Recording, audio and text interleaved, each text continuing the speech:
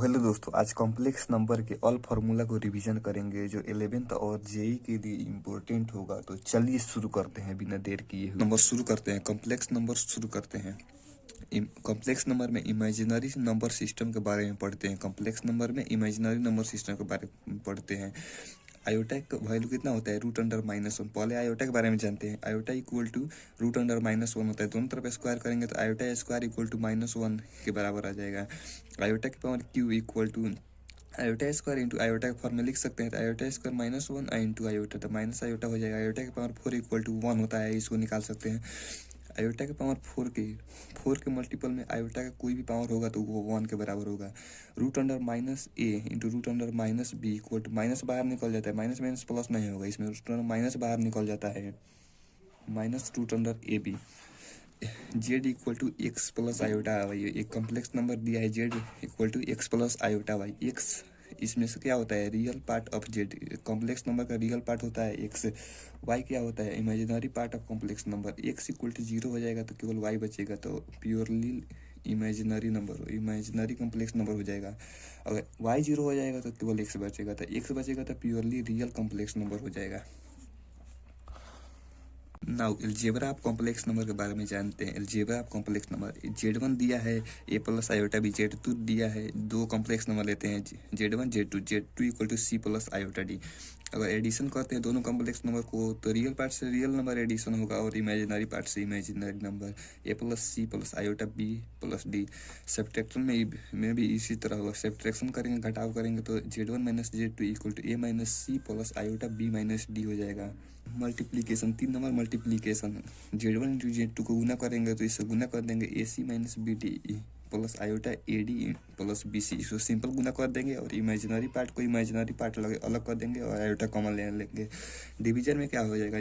Division करेंगे, पहला complex number दूसरा कॉम्प्लेक्स नंबर, तो इसको रेशनलाइजेशन कर देंगे। रेशनलाइजेशन जिस तरह हर का परिमीकरण c plus iota d into ऊपर माइनस से इधर नीचे ऊपर नीचे गुना कर देंगे और सॉल्व करेंगे, आंसर आ जाएगा। ना conjugate of complex number, conjugate अगर कोई कॉम्प्लेक्स नंबर दिया है Z equal to X plus iota भी, तो इससे कॉन्जुगेट को जेड बार भी लिखते हैं, जेड बार कॉन्जुगेट कहते हैं। तो इसको केवल इमेजिनरी पार्ट को साइन चेंज कर देते हैं तो कॉन्जुगेट हो जाता है। जिसमें एक्स प्लस आयोटा वाई, यहाँ प्लस है तो यहाँ माइनस, कॉन्जुगेट निकालेंगे तो यहाँ माइनस हो जाएगा। रियल पार्ट में कुछ भी नहीं होता है, इमेजिनरी पार्ट का केवल साइन चेंज होता है, only imaginary part change. Properties of conjugate निकालना चाहते हैं तो किस निकले? पहला प्रॉपर्टीज है, अगर जेड के कॉन्जुगेट का कॉन्जुगेट निकालेंगे तो जेड के बराबर आ जाएगा। 2 बार कॉन्जुगेट निकालेंगे तो कॉन्जुगेट जेड के बराबर आ जाएगा। दूसरा का नंबर Z1 इंटू Z2 का कॉन्जुगेट निकालेंगे तो पहले Z1 का कॉन्जुगेट इंटू Z2 का कॉन्जुगेट, जेड की पावर n का कॉन्जुगेट निकालेंगे तो पहले कॉन्जुगेट निकाल देंगे, उसके पावर n कर देंगे। Z1 अपॉन Z2 का होल कॉन्जुगेट निकालेंगे तो Z1 का कॉन्जुगेट अपॉन Z2 का कॉन्जुगेट अलग अलग कर देंगे। Z1 प्लस Z2 का कॉन्जुगेट निकालेंगे तो इसमें भी अलग अलग कर देंगे कॉन्जुगेट निकालते हुए। Z1 माइनस Z2 का कॉन्जुगेट निकालेंगे तो किस तरह, इसमें भी अलग अलग कर देंगे। यहाँ पर 6 number property 5 6, Z1 plus Z2 equal to 2 into real part होता है। इसमें इमेज कॉन्जुगेट निकालते हैं तो इमेजिनरी पार्ट में निगेटिव आता है, तो निगेटिव वाला कट जाएगा तो रियल पार्ट में बचेगा, तो रियल पार्ट हो जाएगा तो प्योरली रियल नंबर हो जाएगा। इसको Z1 minus Z2 equal to 2 into imaginary part होता है तो प्योरली इमेजिनरी। इसी के हिसाब से एक और फार्मूला यहाँ से बन रहा है, जैसे में Z plus Z2 equal to अगर 0 हो जाता है, Z प्लस जेड का कॉन्जुगेट 0 हो जाता है तो केवल रियल मतलब रियल पार्ट 0 हो जाएगा। रियल पार्ट 0 हो जाएगा तो प्योरली इमेजिनरी नंबर हो जाएगा। अगर Z1 माइनस जेड का कॉन्जुगेट 0 हो जाता है मतलब इमेजिनरी पार्ट 0 हो जाएगा, तो इमेजिनरी पार्ट 0 हो जाएगा तो z is purely real number. ना modulus of complex number, modulus कैसे निकालते हैं कॉम्प्लेक्स नंबर का? यदि complex number z equal to a plus iota भी है तो इसका मॉडुलस निकालेंगे तो root under a square plus b square हो जाता है, यही मॉडुलस होता है। और आर्गुमेंट मतलब एंगल होता है, आर्गुमेंट को एम्पलीट्यूड भी कहते हैं। तो देखते हैं आर्गुमेंट कैसे निकलते हैं। आर्गुमेंट मतलब एंगल मतलब थीटा निकालते हैं तो उसको tan inverse Y upon X, Y होता है इमेजिनरी नंबर और एक्स होता है रियल नंबर, तो इसी तरह निकाल देते हैं। थीटा ही एक आर्गुमेंट के बराबर होता है। एंगल निकालते हैं, जैसे में थीटा लेते हैं यहाँ से angle with positive direction, theta equal to tan inverse Y upon X. Argument इस तरह निकाल देते हैं। यहाँ first quadrant, second quadrant, third quadrant, fourth quadrant आप लोग जानते होंगे। प्रॉपर्टीज ऑफ मॉडुलस कैसे निकाल? एक नंबर अगर कॉन्जुगेट नंबर का मॉडुलस निकालते हैं तो वो always greater than equal to 0 के बराबर होता है। मॉडुलस ऑफ जेड या जेड का कॉन्जुगेट या मॉडुलस ऑफ माइनस जेड या माइनस जेड के कॉन्जुगेट का मॉडुलस या जेड आयोटा का मॉडुलस सब बराबर होता है। इसको याद रखिएगा। जेड के पावर एन का मॉडुलस कितना होता है, पहले जेड का मॉडुलस निकाल लेंगे, उसके बाद पावर एन कर देंगे। Z1 इंटू Z2 का मॉडुलस, तो इसको भी सेपरेट कर सकते हैं। Z1 का मॉडुलस इंटू Z2 का मॉडुलस। Z1 अपन Z2 का मॉडुलस कैसे निकालते हैं, इसको भी सेपरेट कर देंगे, ऊपर नीचे numerator denominator. Modulus of Z1 अपन modulus of Z2, Z1 Z into Z का conjugate equal to z modulus का स्क्वायर के बराबर होता है। Z1 प्लस Z2 का modulus whole modulus equal less छोटा होता है Z1 इंटू Z2 का अलग अलग मॉडुलस के छोटा होता है। Z1 माइनस Z2 का मॉडुलस बड़ा होता है अलग अलग मॉडुलस के घाटा के सब्ट्रैक्शन के। Z1 माइनस Z2 का मॉडुलस बड़ा होता है Z1 माइनस Z2 के अलग अलग मॉडुलस के बराबर। यहाँ सब्ट्रैक्ट होगा तो बड़ा हो जाएगा और एडिशन होगा तो ये छोटा हो जाएगा। नेक्स्ट, यूनिमोडुलर का मतलब क्या होता है। यूनिमोडुलर का मतलब होता है उसका कॉम्प्लेक्स नंबर का मॉडुलस 1 के बराबर हो जाए। नोट में mod of Z equal to 1, यदि mod of Z equal to 1 होता है तो जेड का conjugate equal to 1 by Z. कैसे होगा, यहाँ पर आप लोग जानते हैं, यहाँ पर जेड इंटू जेड का conjugate equal to mod square, तो इसको स्क्वायर करेंगे तो 1 के बराबर हो जाएगा। स्क्वायर को हम लिख सकते हैं जेड इंटू जेड का कॉन्जुगेट, वही हो जाता है जेड का कॉन्जुगेट इक्वल टू जेड, यहाँ बचेगा तो 1 बाई जेड। इसको भी स्क्वायर कर देंगे तो जेड का स्क्वायर इक्वल टू ए का स्क्वायर, तो ए स्क्वायर यहाँ पर है जेड के मॉडुलस का स्क्वायर को लिख सकते हैं Z1 इंटू जेड का कॉन्जुगेट, तो ये जेड का कॉन्जुगेट 1 अपन ए स्क्वायर अपन जेड हो जाएगा, ए स्क्वायर अपन जेड। इसी तरह होता है, इसी के आधार पर बनता है फार्मूला। अगर मॉडुलस के अंदर यदि कॉम्प्लेक्स नंबर को कॉन्जुगेट करते हैं तो उसको कोई अंतर नहीं पड़ता है, ना ही भी करेंगे तो हो जाएगा। जिसमें modulus of 1 upon Z1 plus 1 upon Z2 plus 1 upon Z3, इसको मॉडुलस हटा दिए हैं। इसमें भी उस तरह होगा, मॉडुलस ऑफ Z1 का कॉन्जुगेट प्लस Z2 का conjugate plus dot dot Z1 का कॉन्जुगेट, तो इसमें कॉन्जुगेट हटा देंगे तो कोई फर्क नहीं पड़ेगा। मॉडुलस ऑफ 1 अपन Z1 का कॉन्जुगेट 1 अपन Z2 का कॉन्जुगेट, इसमें भी मॉडुलस हटा देंगे, कोई फर्क नहीं पड़ेगा, यहाँ पे कॉन्जुगेट हटा देंगे। Z1 प्लस Z2 के मॉडुलस का स्क्वायर कैसे निकालते हैं, Z1 के मॉडुलस का स्क्वायर Z2 के मॉडुलस का square plus 2 into real part of Z1 into Z2 का कॉन्जुगेट है। Z1 माइनस Z2 के मॉडुलस का स्क्वायर कितना होता है, Z1 का स्क्वायर प्लस Z2 का स्क्वायर, यहाँ माइनस हो जाता है 2 into real part of Z1 into Z2 का कॉन्जुगेट। ट्रायंगुलर इनक्वालिटी अगर कॉम्प्लेक्स नंबर सिस्टम में अगर दिया है 0, यहाँ पे Z2 जेड यहाँ भी Z2, यहाँ Z1 होगा Z2 Z1 प्लस Z2, तो इसका ट्रायंगुलर इनक्वालिटी का फार्मूला क्या हो जाएगा, Z1 का मॉडुलस माइनस Z2 का मॉडुलस का होल मॉडुलस बड़ा होता है Z1 प्लस Z2 का मॉडुलस इससे भी और अलग अलग मॉडुलस से छोटा होता है, Z1 प्लस Z2 का मॉडुलस से छोटा होता है। ना प्रॉपर्टीज ऑफ आर्गूमेंट देखते हैं। आर्गूमेंट का मतलब क्या होता है, एंगल या एम्पलीट्यूड होता है। यहाँ से थीटा निकाल देते हैं, थीटा इक्वल टू आर्गूमेंट के बराबर होता है, तो यहाँ थीटा निकाल देंगे, theta equal to tan inverse imaginary part upon real part हो जाएगा। Argument of Z1 into Z2 तो लॉग की तरह अलग अलग कर देंगे। Argument of Z1 plus argument of Z2, argument of Z1 upon Z2 equal to argument of Z1 minus argument of Z2, log में जिस तरह होता है उसी तरह हो रहा है। आर्गूमेंट ऑफ Z के power n equal to n into argument of Z। Representation of complex number, representation of complex दो तरीके से कहते हैं, पोलर फॉर्म और यूलर फॉर्म। जेड अगर कॉम्प्लेक्स नंबर दिया है Z plus x plus iota Y, तो इसको रिप्रेजेंट किस तरह करेंगे, जेड इक्वल टू जेड का मॉडुलस निकाल देंगे into cos theta plus iota sine theta, ये इस तरह रिप्रेजेंट कर देंगे। यूलर फॉर्म देख, प्रॉपर्टी ऑफ कॉन्जुगेट का अगला आर्गूमेंट ऑफ जेड के conjugate equal to minus argument of Z, इसको याद कर लीजिए। Argument of Z equal to, अब दूसरा number argument of minus z, तब आर्गूमेंट तो इसको माइनस इंटू जेड कर सकते हैं, तो argument of minus equal to pi के बराबर होता है, पाई निकाल कर देख सकते हैं। आर्गूमेंट ऑफ माइनस, तो माइनस रियल पार्ट यहाँ पर आता है, यहाँ पर तो इस तरह ये है 180 डिग्री, मतलब पाई हो जाएगा, pi plus argument of Z. Argument of minus Z का कॉन्जुगेट, तो इसको इस आर्गूमेंट ऑफ पेन -1 इंटू आर्गूमेंट ऑफ जेड, इसको अलग अलग कीजिए ना। Argument of -1 into argument of Z का कॉन्जुगेट, तो -1 पाई हो जाएगा। आर्गूमेंट ऑफ जेड का कॉन्जुगेट कितना हो जाएगा, जेड का कॉन्जुगेट हो जाएगा माइनस आर्गूमेंट ऑफ जेड के बराबर हो जाएगा। यूलर फॉर्म क्या होता है, अगर मान लेते हैं जेड का मॉडल इसी का चेंज कर लिख देंगे, पोलर फॉर्म को ही चेंज रूप यूलर फॉर्म होता है। जैसे में जेड के मॉडल्स को आर लिख देते हैं और थीटा को आर्गूमेंट मान लेते हैं, तो इसका z representation z equal to r into e के पावर आयोटा थीटा होता है। R equal to modulus of z के बराबर होता है। यहाँ पर थीटा कितने के बराबर, आर्गूमेंट के बराबर होता है। ई इक्वल टू होता है इरेशनल नंबर और इसका वैल्यू होता है 2.71। नाउ डी मॉर्वस थ्योरम देखते हैं। डी मॉर्वस थ्योरम देखते हैं, ये भी पोलर फॉर्म और यूलर फॉर्म का ही चेंज रूप होता है। Cos theta plus iota sine theta के पावर एन कर देते हैं तो एन थीटा के मल्टीप्लिकेशन में बराबर हो जाता है। Cos N theta plus iota sine N theta हो जाता है। इस और यूलर फॉर्म में लिखेंगे तो ई के पावर आयोटा थीटा के पावर एन हो जाएगा, तो इसमें भी थीटा के मल्टीप्लिकेशन में आ जाएगा, ई के power iota N theta. Cube root of unity देखते हैं। क्यूब रूट अब यूनिटी में जेड के पावर क्यू इक्वल टू 1 होता है, तो इसका रूट्स कितना हो जाएगा 1 ओमेगा स्क्वायर हो जाएगा। ओमेगा का वैल्यू होता है -1 plus iota root 3/2। Omega square equal to -1 minus iota root 3/2।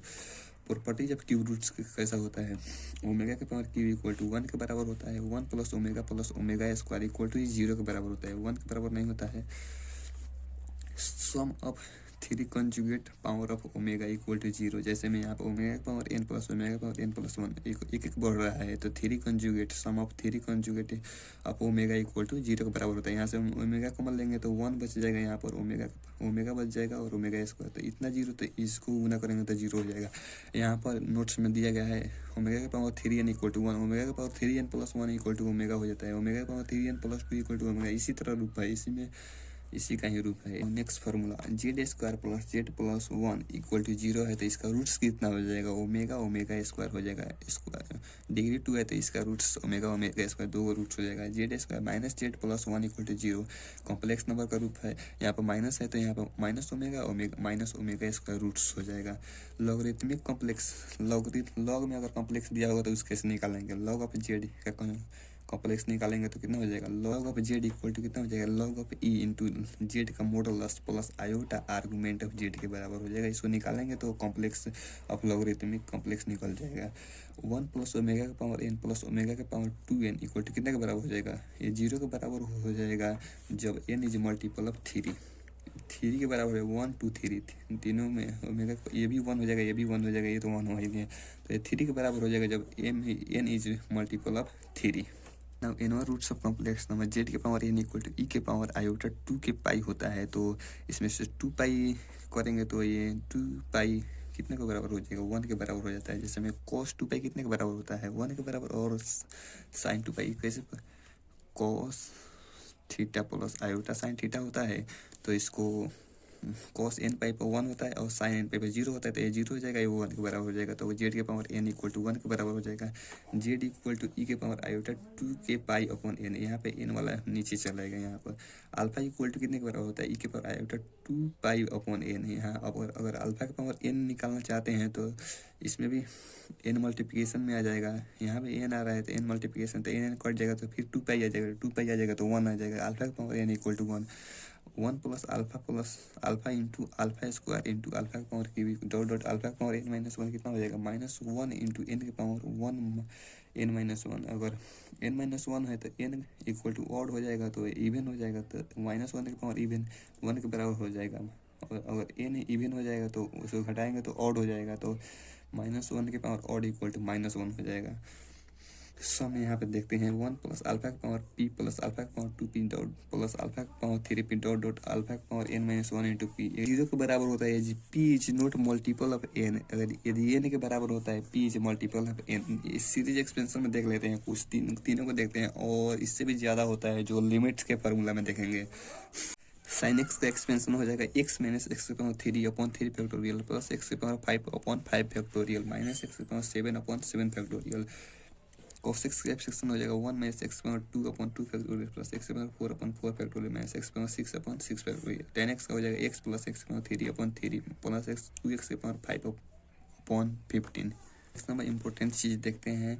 एक नंबर में Z1 इंटू Z2 दो कॉम्प्लेक्स नंबर दिया है, फिक्स कॉम्प्लेक्स नंबर है। Z is variable complex number, तो Z minus Z1 upon Z minus Z2 का modulus constant के बराबर होता है। यदि कांस्टेंट 1 के बराबर हो जाए तो कांस्टेंट 1 के बराबर हो जाएगा, तो perpendicular bisector of line joining Z1 and Z2 हो जाएगा। Z1 में Z2 के, तो इसको करेंगे तो ये स्ट्रेट लाइन आएगा जो Z1 Z2 को परपेंडिकुलर बाइसेक्ट करेगा।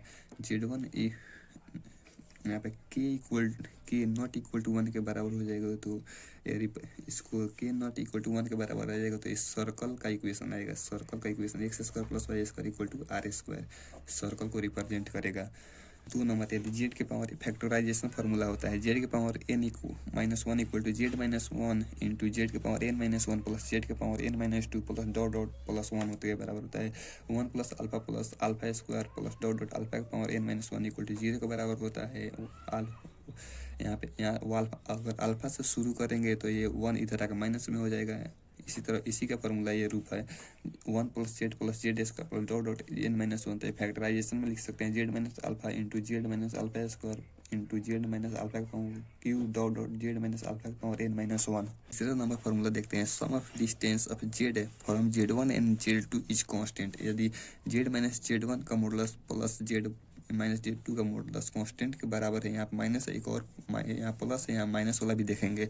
तो यहाँ पे Z1 माइनस Z2 यदि छोटा है कांस्टेंट के बराबर से तो नो सॉल्यूशन आएगा। Z1 माइनस Z2 का मॉडुलस यदि कांस्टेंट के बराबर है तो represent line joining Z1 and Z2। यदि Z माइनस Z1 का मॉडुलस बड़ा है तो छोटा है तो represent of ellipse with Z1 and Z2।